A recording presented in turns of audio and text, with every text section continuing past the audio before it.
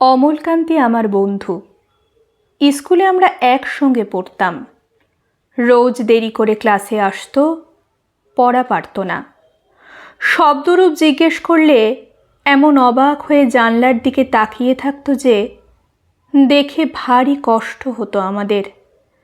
আমরা কেউ মাস্টার হতে চেয়েছিলাম, কেউ ডাক্তার, কেউ উকিল। অমলকান্তি সেসব কিছু হতে চায়নি।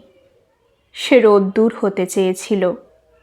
ক্ষান্ত বর্ষণ, কাকডাকা বিকেলের সেই লাজুক রোদ্দুর, জাম আর জামরুলের পাতায় যা নাকি অল্প একটু হাসির মতন লেগে থাকে।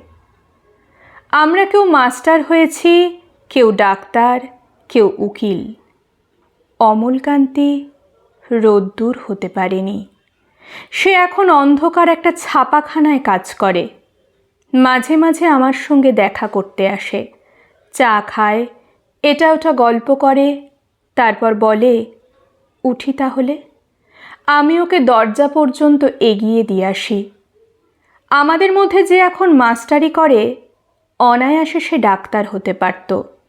যে ডাক্তার হতে চেয়েছিল, উকিল হলে তার এমন কিছু ক্ষতি হতো না। অথচ সকলেরই ইচ্ছে পূরণ হলো, এক অমলকান্তি ছাড়া। অমলকান্তি রোদ্দুর হতে পারেনি। সেই অমলকান্তি রোদ্দুরের কথা ভাবতে ভাবতে যে একদিন রোদ্দুর হয়ে যেতে চেয়েছিল।